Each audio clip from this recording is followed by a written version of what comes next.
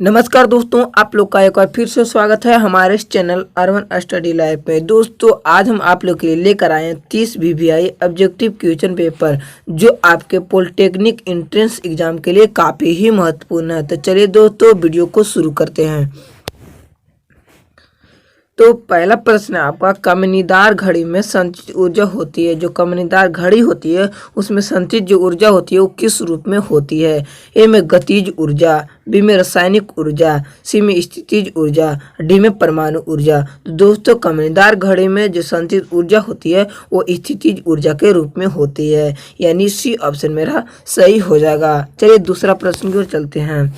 तो दूसरा प्रश्न में आपका, एक सरल लोलक का दोलन काल निर्भर करता है। जो सरल लोलक होता है उसका दोलन काल किस पे निर्भर करता है। ए में द्रव्यमान पर, बी में लंबाई पर, सी में पूर्ण ऊर्जा पर, डी में अधिकतम चाल पर। दोस्तों एक सरल लोलक का जो दोलन काल निर्भर करता है वो लंबाई पे निर्भर करता है, यानी बी ऑप्शन मेरा बिल्कुल सही हो जाएगा। चलिए तीसरा प्रश्न की ओर चलते हैं। तो तीसरा प्रश्न है आपका, सबसे अधिक ताप वाला ग्रह कौन है, यानी सबसे अधिक जो गर्म वाला ग्रह है वो कौन सा ग्रह है। ए में बृहस्पति, बी में बुध, सी में शुक्र, डी में मंगल। दोस्तों सबसे अधिक गर्म वाला ग्रह बुध है, यानी बी ऑप्शन मेरा बिल्कुल सही हो जाएगा। चलिए 4 नंबर प्रश्न की ओर चलते हैं।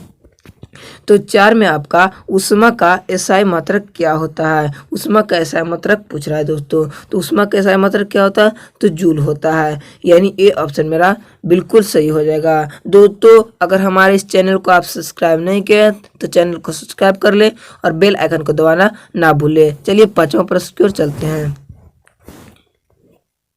तो 5 में आपका, सूर्य उगते और डूबते समय लाल प्रतीत होता है, क्यों। दोस्तों सूर्य जब उगता है और डूबता है तो लाल प्रतीत किसके कारण होता है। ए में प्रकाश के अपवर्तन के कारण, बी में प्रकाश के विवर्तन के कारण, सी में प्रकाश के प्रकीर्णन के कारण, डी में व्यतिकरण के कारण। तो दोस्तों सूर्य उगता है और डूबते समय जो प्रकाश का प्रकीर्णन के कारण लाल दिखाई देता है, यानी सी ऑप्शन मेरा बिल्कुल सही हो जाएगा। चलिए 6ठा प्रश्न की ओर चलते हैं।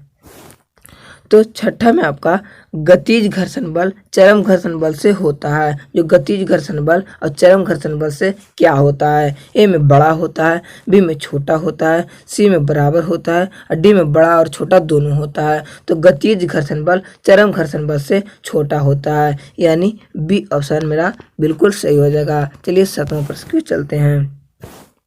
तो 7 में आपका, प्रतिध्वनि का कारण है। जो प्रतिध्वनि का कारण है वो कौन सा है। ए में ध्वनि का अपवर्तन, बी में ध्वनि का परिवर्तन, सी में ध्वनि का टक्कर और डी में ध्वनि का विवर्तन। तो दोस्तों ध्वनि का जो कारण है वो ध्वनि का परिवर्तन है, यानी बी ऑप्शन मेरा बिल्कुल सही हो जाएगा। चलिए 8 नंबर प्रश्न की ओर चलते हैं।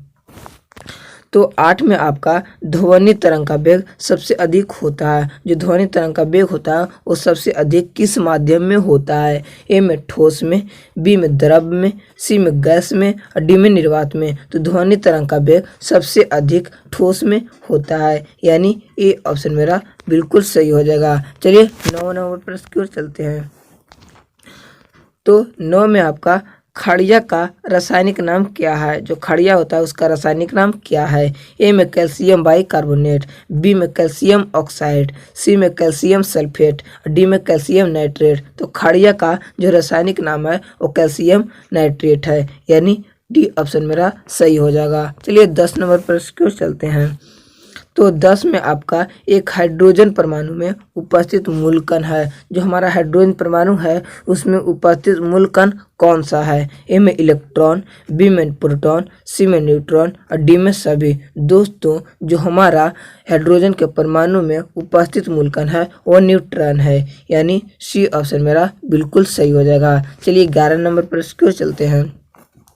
तो 11 में आपका, इलेक्ट्रॉन के आवेश का खोज किसने की। जो इलेक्ट्रॉन का आवेश होता है उसका खोज किसने किया। ए में थॉमसन ने, बी में चैडविक ने, सी में रदरफोर्ड ने, डी में मिल्कन ने। तो दोस्तों इलेक्ट्रॉन के आवेश का खोज मिल्कन ने किया था, यानी डी ऑप्शन मेरा बिल्कुल सही हो जाएगा। चलिए 12 नंबर प्रश्न की ओर चलते हैं।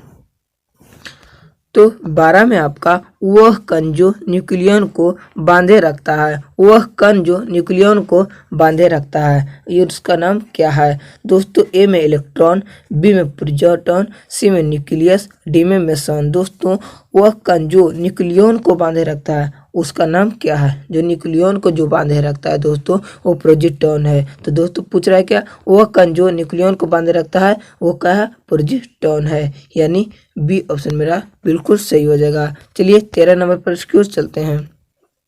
तो 13 में आपका किसी परमाणु के कोष में इलेक्ट्रॉनों की संख्या, किसी परमाणु के कोष में यानी कितने इलेक्ट्रॉन रहते हैं? ए में 8 होती है, बी में 3 होती है, सी में 2 होती है, डी में 7 होती है। तो किसी परमाणु के कोष में इलेक्ट्रॉनों की संख्या 2 होती है, यानी सी ऑप्शन मेरा सही हो जाएगा। चलिए 14 नंबर पर इसकी ओर चलते हैं।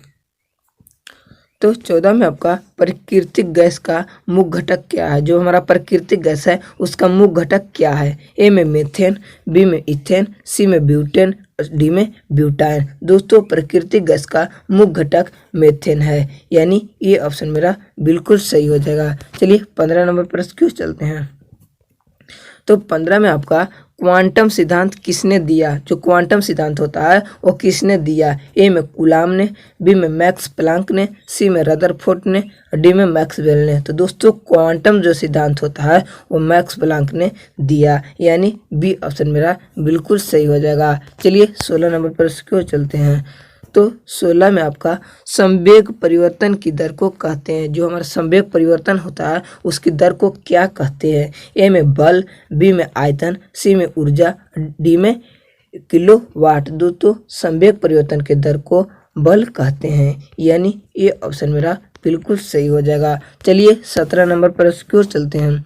तो 17 में आपका तरंग द्वारा संचालित होता है। जो तरंग द्वारा संचालित होता है वो कौन सा है? ए में ऊर्जा होता है, बी में बल होता है, सी में आयतन होता है और डी में गैस होता है। दोस्तों तरंग द्वारा जो संचालित होता है वो ऊर्जा होता है, यानी ये ऑप्शन मेरा बिल्कुल सही हो जाएगा। तो चलिए दोस्तों 18 नंबर प्रश्न की ओर चलते हैं। तो 18 में आपका इथिलीन अणु की आकृति होती है। जो इथिलीन अणु होती है उसकी आकृति कैसी होती है? ए में गोलीय, बी में समतलीय, सी में चतुष्फलकीय, डी में अष्टफलीय। दोस्तों इथिलीन अणु की जो आकृति होती है वो समतलीय होती है, यानी बी ऑप्शन मेरा बिल्कुल सही हो जाएगा। चलिए 19 नंबर पर क्यों चलते हैं। तो 19 में आपका हाइड्रोजन और हीलियम होता है। जो हाइड्रोजन और हीलियम कहाँ पे होता है? ए में धारा में, बी में इलेक्ट्रॉनिक में, सी में सूर्य में और डी में ऊर्जा में। तो हाइड्रोजन और हीलियम सूर्य में होता है, यानी सी ऑप्शन मेरा बिल्कुल सही हो जाएगा। चलिए 20 नंबर पर क्यों चलते हैं। तो 20 में आपका शक्ति का सबसे बड़ा मात्रक। दोस्तों शक्ति का सबसे बड़ा मात्रक कौन सा है? ए में किलोवाट घंटा, बी में किलोवाट, सी में मीटर, डी में कूलाम। दोस्तों शक्ति का सबसे बड़ा मात्रक किलोवाट होता है, यानी बी ऑप्शन मेरा बिल्कुल सही हो जाएगा। चलिए 21 नंबर पर क्यों चलते हैं। तो 21 में आपका बेंजीन का अपवर्तनांक होता है। जो बेंजीन का अपवर्तनांक होता है वो कितना होता है? ए में 1.50, बी में 3.70, सी में 4.20 और डी में 2.4। तो बेंजीन का जो अपवर्तनांक होता है 1.50 होता है, यानी ये ऑप्शन मेरा बिल्कुल सही हो जाएगा। चलिए 22 नंबर पर क्यों चलते हैं।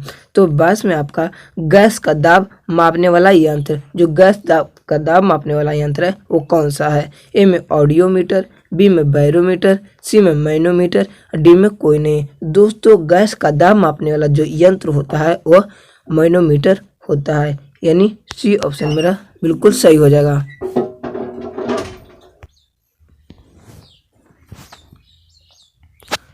तो 22 में आपका गैस का दाब मापने वाला यंत्र। जो दोस्तों गैस का दाब मापने वाला यंत्र है वो कौन सा यंत्र है? ए में ऑडियोमीटर, बी में बैरोमीटर, सी में मैनोमीटर, डी में कोई नहीं। तो गैस का जो दाब मापने वाला यंत्र होता है वो मैनोमीटर यंत्र होता है, यानी सी ऑप्शन मेरा सही हो जाएगा। चलिए 23 नंबर पर क्यों चलते हैं।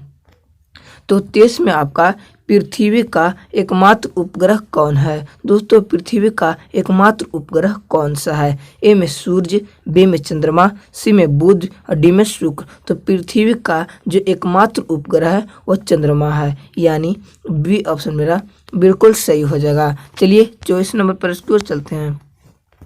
तो 24 में आपका प्रकाश का चाल अधिकतम होता है। दोस्तों प्रकाश का चाल सबसे अधिक किस माध्यम में होता है? ए में वायु में, बी में जल में, सी में कांच में, डी में निर्वात में। तो प्रकाश का चाल सबसे अधिक जो होता है वो प्रकाश का चाल निर्वात में सबसे अधिक होता है, यानी डी ऑप्शन मेरा बिल्कुल सही हो जाएगा। चलिए 25 नंबर पर इसकी ओर चलते हैं।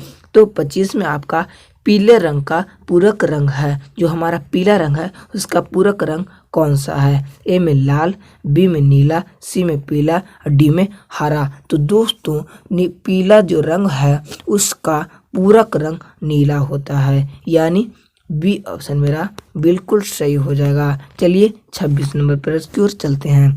तो 26 में आपका घरों में बल्ब लगे होते हैं। जो हमारा घर होता है उसमें बल्ब किस क्रम में लगा होता है? ए में श्रेणी क्रम में, बी में समानांतर क्रम में, सी में समानांतर क्रम और श्रेणी क्रम दोनों में, डी में इनमें से कोई नहीं। तो जो हमारे घर में बल्ब लगे होते हैं वो समानांतर क्रम में लगे होते हैं, यानी बी ऑप्शन मेरा बिल्कुल सही हो जाएगा। चलिए 27 नंबर पर इसकी ओर चलते हैं।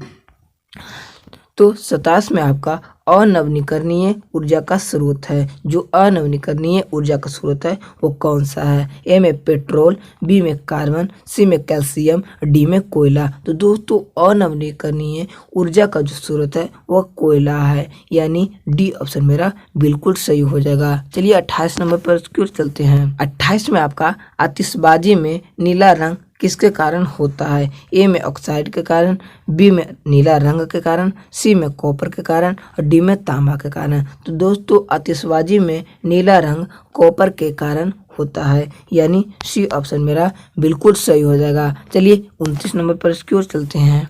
तो 29 में आपका टंगस्टन का गलनांक कितना होता है? जो हमारा टंगस्टन होता है बालों का तंतु वाला टंगस्टन, उसका गलनांक कितना होता है? ए में 3500 डिग्री सेल्सियस, बी में 5000 डिग्री सेल्सियस, सी में 2500 डिग्री सेल्सियस, डी में 3100 डिग्री सेल्सियस। तो टंगस्टन का जो गलनांक होता है वो 3500 डिग्री सेल्सियस होता है, यानी ये ऑप्शन मेरा बिल्कुल सही हो जाएगा। चलिए 30 नंबर पर इसकी ओर चलते हैं। तो 30 में आपका ग्रेफाइट को क्या कहा जाता है? यानी ग्रेफाइट को और किस नाम से जाना जाता है? ए में काला हीरा, बी में काला शीशा, सी में अभ्रक, डी इनमें से कोई नहीं। तो दोस्तों ग्रेफाइट को काला शीशा के भी नाम से जाना जाता है, यानी बी ऑप्शन मेरा सही हो जाएगा। दोस्तों आज बस इतना ही, मिलते हैं अगले वीडियो में। Thank you.